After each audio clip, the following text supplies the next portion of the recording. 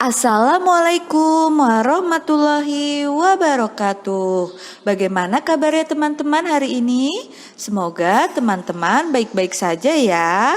Oke, pada pagi hari ini kita akan belajar PAI kembali. Sebelum kita mulai pembelajaran pada pagi hari ini, marilah kita membaca basmalah. Bismillahirrohmanirrohim. Disimak baik-baik ya teman-teman. Oke, kita akan belajar bab 2, yaitu beriman kepada Allah Subhanahu wa Ta'ala. Iman kepada Allah Subhanahu wa Ta'ala adalah rukun iman yang pertama. Iman berarti meyakini dengan hati, mengucapkan dengan lisan, dan melaksanakan dengan perbuatan. Jadi, iman kepada Allah Subhanahu wa Ta'ala berarti meyakini dalam hati akan adanya Allah Subhanahu wa Ta'ala yang ditunjukkan dengan ucapan dan dilaksanakan dengan amal perbuatan. Oke, di sini Miss Yani akan menjelaskan Allah Maha Esa. Allah Maha Esa artinya Allah itu satu atau tunggal dan tidak terbilang. Karena mustahil bagi Allah terbilang atau lebih dari satu. Maha Esa juga dapat diartikan satu kesatuan yang tidak bercerai-berai, dan Allah itu tidak bersusun atau tidak bertingkat-tingkat. Jadi Allah itu adalah keesaan yang tunggal, yang tidak ada sesuatu pun yang setara dengannya. Kemudian Allah Subhanahu wa Ta'ala satu-satunya yang mengatur alam ini. Semua makhluk hanya patuh kepada Allah Subhanahu wa Ta'ala. Jadi Allah Subhanahu wa Ta'ala tidak membutuhkan bantuan siapapun, tidak makan dan tidak minum.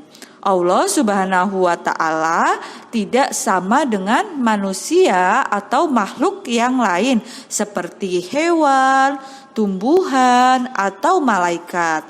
Tidak ada sesuatu pun yang serupa dengan Allah Subhanahu wa Ta'ala.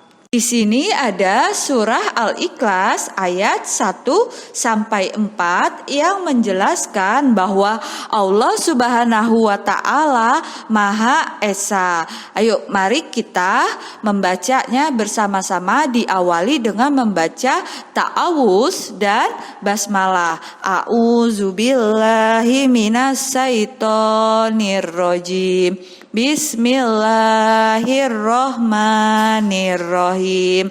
Qul huwallahu ahad, Allahu somad, lam yalid walam yulad, walam yakul lahu kufuwan ahad.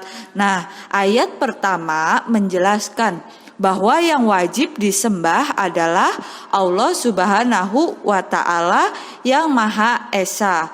Allah yang Maha Tunggal tidak terdiri atas bagian-bagian. Kemudian ayat kedua menegaskan bahwa Allah adalah tempat bergantung semua makhluk, dan hanya Allah Subhanahu wa Ta'ala tempat memohon segala sesuatu. Kemudian ayat ketiga menegaskan bahwa Allah Subhanahu wa Ta'ala tidak bergantung pada apapun. Allah tidak beranak dan tidak diperanakan atau dilahirkan. Jadi di ayat ketiga ini menegaskan bahwa Allah tidak beranak dan tidak diperanakan atau dilahirkan. Kemudian ayat keempat menjelaskan bahwa tidak ada satu makhluk pun yang setara dengan Allah Subhanahu wa Ta'ala. Nah, Miss Yani punya contoh, teman-teman perhatikan gambarnya ya. Nah, mari kita perhatikanlah keadaan di kelas kalian. Apakah kalian mempunyai seorang ketua kelas? Tentunya pasti teman-teman punya ya. Di kelas itu mempunyai ketua kelas. Ada yang tahu tidak ketua kelas itu apa? Ya, betul. Ketua kelas adalah pemimpin di dalam kelas yang kalian patuhi dan hormati. Ada berapa jumlah ketua kelas kalian?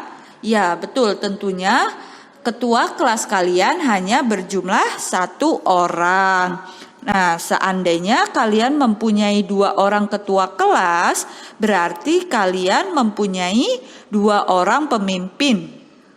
2 orang pemimpin belum tentu mempunyai keinginan yang sama. Apa jadinya jika 2 orang pemimpin mempunyai keinginan yang berbeda? Nah, pasti kalian akan bingung memilih pemimpin mana yang harus kalian ikuti. Begitu pula dengan hidup manusia di muka bumi ini. Allah Subhanahu wa Ta'ala telah menciptakan dunia dan isinya. Allah Subhanahu wa Ta'ala sendiri yang mengatur semuanya. Seandainya Tuhan berjumlah lebih dari 1, tentu dunia ini akan kacau dan berantakan. Nah, jadi itulah Allah Maha Esa. Jadi Allah itu hanya 1 dan tidak ada yang lain. Nah, karena teman-teman sudah menyimak materi dari Miss Yani, ayo sekarang kita berlatih ya. Tugasnya yaitu menulis surah Al-Ikhlas beserta artinya. Jika teman-teman sudah selesai mengerjakan, teman-teman boleh minta tolong kepada ayah dan bunda untuk mengirimkan hasilnya kepada Miss Yani ya. Selamat mengerjakan. Oke, sekian materi pembelajaran pada pagi hari ini. Kurang lebihnya Miss Yani mohon maaf. Pesan dari Miss Yani yaitu jangan lupa sholat 5 waktu, belajar, makan makanan yang bergizi, olahraga, cuci tangan, dan memakai masker ketika teman-teman ingin keluar rumah. Oke, kita akhiri pembelajaran pada pagi hari ini dengan membaca hamdalah. Alhamdulillahirabbil alamin. Wassalamualaikum warahmatullahi wabarakatuh. Bye bye.